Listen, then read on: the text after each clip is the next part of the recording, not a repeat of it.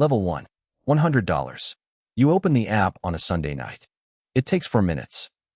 It asks for your name, your social, your bank.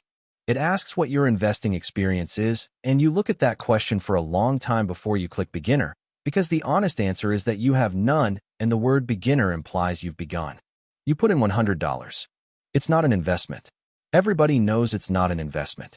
$100 at 8% makes $8 a year. $8 a year is a sandwich. You did not just enter the market. You just paid $100 for a screen that shows you a number. But you check it 4 times the first day. That's the level, not the money. The checking. The number goes up 60 cents. You feel it. Actually feel it. In your chest, over 60 cents. And some part of you knows this is absurd, and some other part of you does not care. It went up. It went up while you were doing nothing. Nobody has ever paid you for doing nothing before. The next day it goes down $1.40. You feel that too. Worse than you felt the 60 cents, about twice as much, over an amount of money you would not bend down to pick up off the ground. Nobody tells you this, and it's the most important thing at this level. Losses hit harder than gains at every single balance, from $100 to $1 billion, and the ratio never improves. The man with the empire feels it exactly the way you feel the $1.40. He just has more zeros attached to the same nausea. You look for something better than 8%. Of course you do. Everyone does. 8% on $100 is a joke, and the joke is being told to you specifically. So you go looking, and the internet has been waiting for you. The internet has been waiting for you with extraordinary patience. There's a man on your screen in front of a rented car. There's a chart with a green line. There's a coin that did 900% in a month and a comment section full of people who got in early. There's a course. There's always a course. You put $40 in something you don't understand. Not because you're stupid. Because 8% on $100 is a rounding error on a rounding error, and the only rational response to a rigged clock is to try to skip ahead. It goes to $14. You don't sell. It goes to $6. You don't sell. Selling would make it real. You keep it in the account for 11 months like a body you can't bury, and every time you open the app you see it. And the seeing is the tuition. You learn the actual lesson eventually, and it isn't don't gamble. It's that you cannot outrun small numbers with big returns. 900% on $40 is $360. It doesn't change your life. It doesn't even change your month. At $100, the only variable that matters is how much more you can put in, and there is no strategy, no ticker, no allocation on earth that beats one more paycheck. The math is insulting, and the math is correct. You are not an investor at $100. You're a person with an account, learning what your own hands do when the number moves. Level 2. $5,000. You have a position now. That word starts to mean something. $5,000 is real. $5,000 is a car, a deposit, a semester. It took you 11 months. And you stopped checking 4 times a day around month 6. Not because you matured, because it got boring, and the boring is the first thing you've done right. You buy the index fund, the boring one. Everyone says it, and you finally do it. The reason you do it is not conviction. It's exhaustion. You spent 9 months reading about individual stocks, and you understood, somewhere around the 4th earnings report you tried to parse, that you were doing homework for a test that professionals fail. You didn't get humble. You got tired. Those look identical from the outside, and only one of them lasts. The fund makes 6.1% that year. $305. $305 for doing absolutely nothing. And your first reaction isn't gratitude. It's the calculation. $305 a year means $1 million is never. It means the strategy that is correct is also useless, and you're the only one in the room who seems bothered by both facts being true simultaneously. Then the market drops 11% in a month. 5,000 becomes 4,450. You lost $550, and it took 19 days, and you gave back almost 2 years of returns in less than 3 weeks. Here's what happens in your body, not your head. Your head knows the drill. Your head has read the chart with the 200-year line going up. Your body has never seen a number go backwards this fast, and your body is the one holding the phone. You sell. Maybe. A lot of people do here, and nobody admits it later. You sell, or you get within 1 inch of selling. And either way, you find out something true about yourself that no amount of reading was ever going to tell you. The market recovers in 4 months. If you sold, You locked in $550 and you learned nothing because the lesson costs money and you paid for it, and then walked out before the lesson started. If you held, you didn't hold because you were brave. You held because $550, in the end, was survivable. You would have sold at $15,000. You just weren't tested yet. That's the secret about risk tolerance. It isn't a personality trait. It's a number, and you don't know yours, and the only instrument that measures it is loss. You tell someone at work you're in index funds. They laugh. Not cruelly. They laugh the way you laugh at somebody taking the stairs. They're in options. Their cousin is up 200%. Everyone is up in the story because the story is only ever told during the up. You feel like a coward. That feeling is the most valuable asset you own, and it will not feel like an asset for another 9 years. You don't have a strategy at $5,000. You have a temperament, and you just found out what it is. Level 3, $50,000. The number starts doing something you didn't authorize. You check the statement, and the account went up $1,100 this month. You put in $600. The other $500 came from somewhere, and the somewhere is the money. You read the line twice. For the first time in your life, capital is working next to you. Not instead of you. Next to you. It doesn't take a day off. It doesn't negotiate. And this month, it did about 45% of what you did with your entire body in 40 hours. That's the level. Not the 50,000. The 500. You start seeing the world through a lens that installs itself and cannot be removed. A $900 jacket is not $900. It's $72 a year, forever, that you are choosing not to have. You don't do this math to punish yourself. You do it because you can't stop. You become a slightly strange person. You have $50,000 in a car with 140,000 miles on it. Someone assumes you're struggling. You let them. Correcting them would require explaining, and explaining requires them to understand the $500, and they won't, because you didn't either, until 9 months ago. Then the market drops 19% in March. 50,000 becomes 40,500. $9,500 in 11 days. That's more than your entire first 2 years of contributions. That's 24 weeks of overtime evaporating while you eat lunch. You feel it in your body, and this time your body has seen it before. At 5,000, you felt $550. The feeling now is the same feeling. Identical. Same chemical, same hour of the night, same phone in the same dark room. The number multiplied by 17, and the sensation did not change at all. That's the discovery. The feeling doesn't scale. It's the same size at every level, forever, which means you either learn to sit inside it now, at 9,500, or you learn it later at 900,000 with worse consequences and less time. You don't sell. Not because you're brave. Because you've done this before at a smaller scale, and you know exactly what the feeling is and exactly what it's worth, which is nothing. It's weather. You've been building tolerance to this specific chemical for 4 years without knowing that's what the 4 years were for. It comes back in 7 months. Everyone who sold locked the loss and told themselves they were being prudent. You did nothing, and the nothing was the entire skill. Then something else happens. Something quieter. You get a text about work. A schedule change, some new indignity from a manager who's been building toward it. At 5,000, that text moved through your body like a current.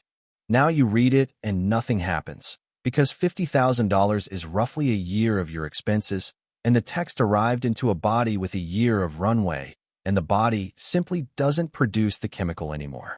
You didn't buy a return at 50,000. You bought the ability to hear bad news without your hands going cold. You don't have wealth at $50,000. You have a second worker and a nervous system that survived its first real test. Level 4, $250,000. The money starts out earning you. $250,000 at 8% makes $20,000 a year. You look at that number for a while.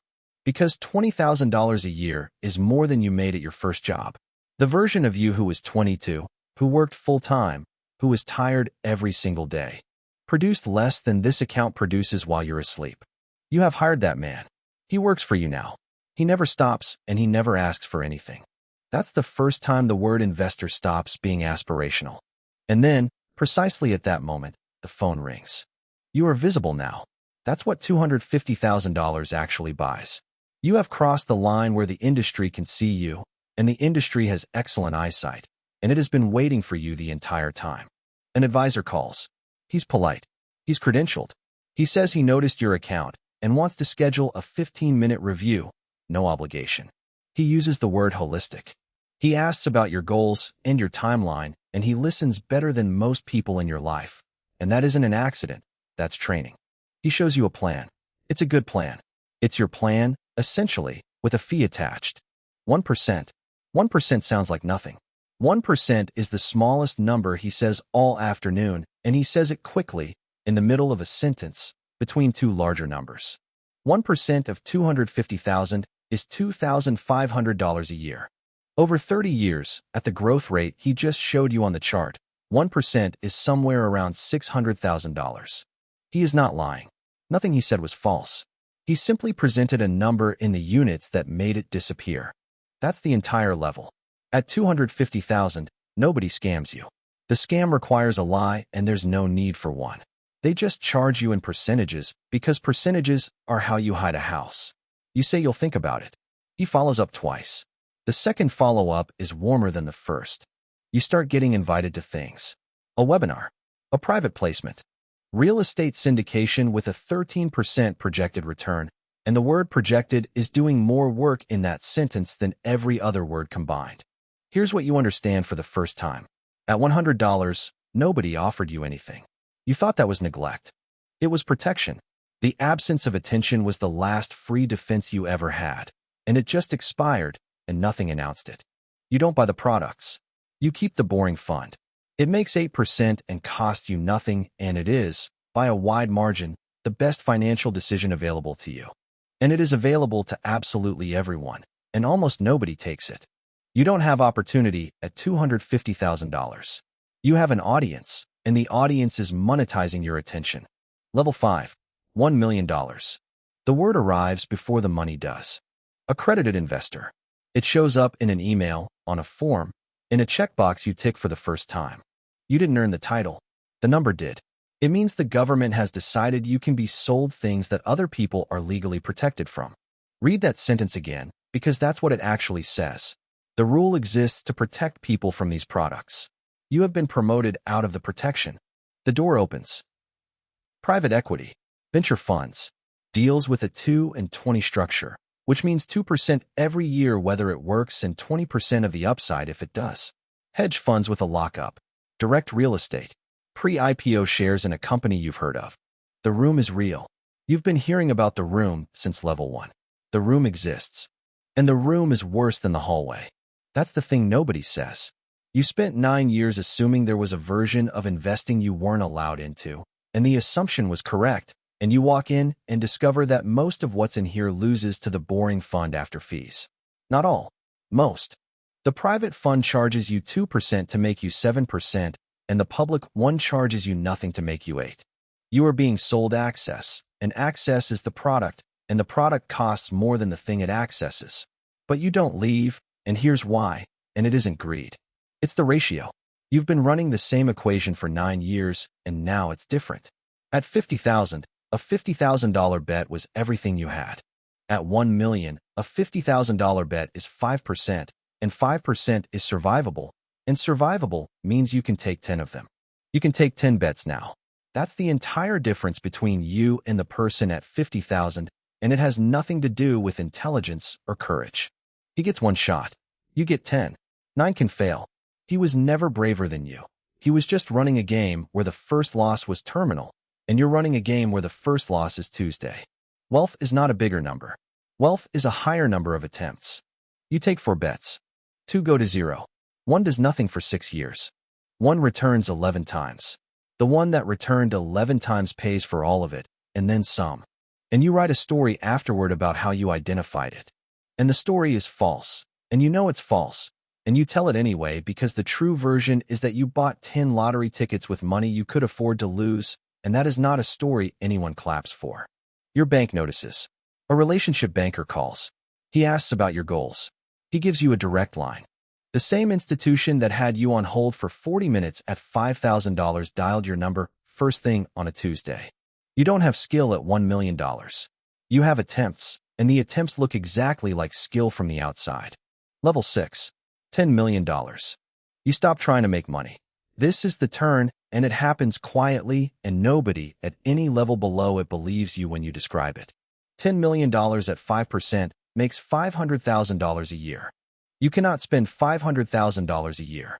You've tried, in your head, on a Sunday. And you got to about 180,000 before you ran out of things you actually want. Your problem is no longer accumulation. Your problem is that the machine works and you have nothing left to point it at. So the question changes. Not how do I grow this? How do I not lose this? You've flipped. For 9 years, every decision was about upside. Now every decision is about downside, and you're the same person, holding the same phone, and something in the arithmetic reversed while you weren't watching. The reason is simple and brutal. At 5,000, a 50% loss cost you $2,500 and 8 months.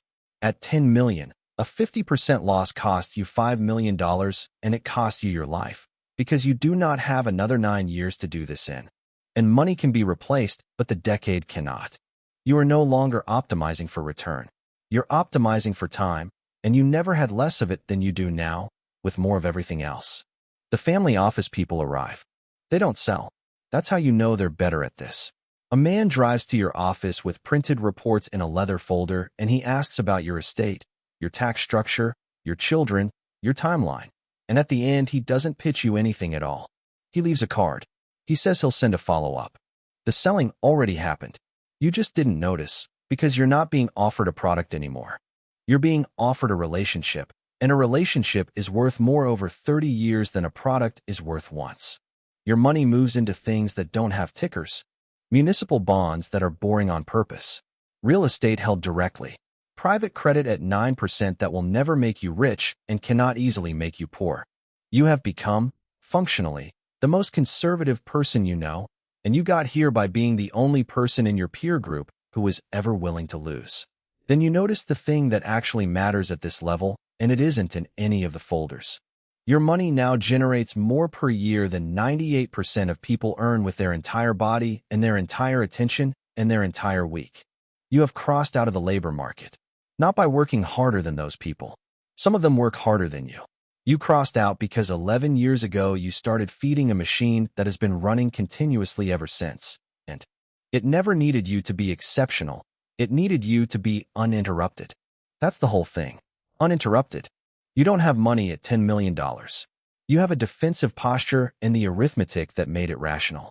Level 7. $100 million. You stop being an investor and start being a source of capital. The difference sounds semantic, and it's the entire level. An investor looks for opportunities. Capital gets shown them. You don't open a screener anymore. You don't read a prospectus. Things arrive. They arrive through people, in rooms. And by the time a deal reaches you, it has been filtered by 4 other people whose careers depend on not wasting your afternoon. You don't apply for things at $100 million. Things apply for you. The deals are structured around your participation before you've agreed to participate. Your name in the round attracts the next 3 investors, which means your money is worth more than its face value, which means you get better terms than the person next to you for the identical check. The price of money now depends on whose money it is. That's not a market. Nobody at any lower level is playing this. You sit in a conference room with no logo on the door. The table is one piece of wood. The thing being discussed will never appear on a public exchange. The room exists because people like you exist, and it opens when the relationship justifies it, and the relationship justifies it because of a number. You are, at this level, mostly saying no. That surprises you. You thought this level was about access. It's about refusal. You see 40 things a year, and you do too, and the 95% you decline is the entire job, and there's no way to explain to anyone below you that. The skill is the declining, because from down there it looks like you're just the guy who gets shown things. You take an $8 million loss on a bet that made complete sense. It doesn't hurt. That's what disturbs you. You sit with that for a while, because there was a man, 11 years ago, who felt $1.40 in his chest, and he would not recognize the person who just lost $8 million and then went to lunch. You haven't gotten braver. You've gotten insulated. The number stopped being able to reach you, and something got lost in that. And the something is the only thing that ever kept you honest, and you can feel its absence, and there's no way to get it back. Then the real shift, and it isn't financial. The bank consults you. The chief investment officer asks your opinion on emerging markets. A fund flies someone out to ask what their next tier of clients should expect. You're being asked what the product should look like. You're shaping the institution that charged you $35 for an overdraft 15 years ago. You don't have investments at $100 million. You have influence, and influence is the first thing on this entire road that compounds faster than money. Level 8. $1 billion. The number stops being money. That's not poetry. It's mechanical. $1 billion cannot be spent, cannot be consumed, cannot meaningfully improve a single hour of your day compared to what 100 million already bought. The house is the same house. The plane is faster than driving and slower than caring. The food is food. Every dollar past a certain point stopped being a dollar and started being a vote. You are not investing at 1 billion. You're allocating. And the difference is that an investment expects a return and an allocation expects a consequence. You fund a company and 11,000 people have jobs. Not because you were generous. Because the capital had to go somewhere and you pointed it there on a Wednesday in a 40-minute meeting. You declined to fund a different one and it dies. Not because you were cruel. Because you were busy and the calendar was full. And a thing that would have existed now does not, and nobody will ever write that down anywhere. Your no is now an event in someone's life. You will never know whose. That's the weight nobody mentions at any level below this. At $100, your decisions affected you. At 1 billion, your decisions affect people who have never heard your name, and they affect them permanently. And you make 40 of these a year with imperfect information and a headache. You start giving it away, and the giving is harder than the earning. Nobody believes that either. It sounds like something a rich man says at a podium.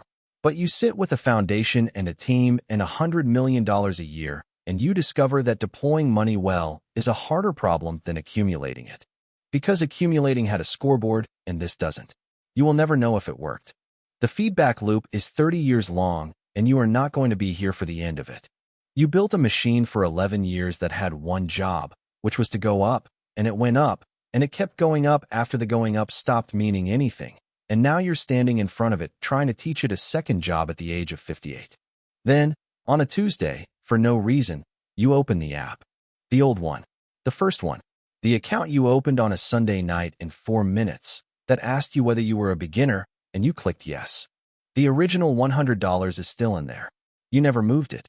It's worth about $680 now. You look at it for a long time. Not because $680 matters. Because that $100 did exactly what every dollar after it did.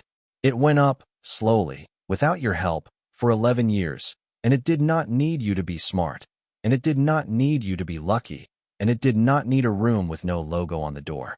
It needed to be left alone. That's the whole thing. That's all 8 levels compressed into one sentence, and it was available to you on day 1, and you couldn't hear it, because on day 1, 8% of $100 is $8, and $8 is an insult, and nobody has ever built anything out of an insult.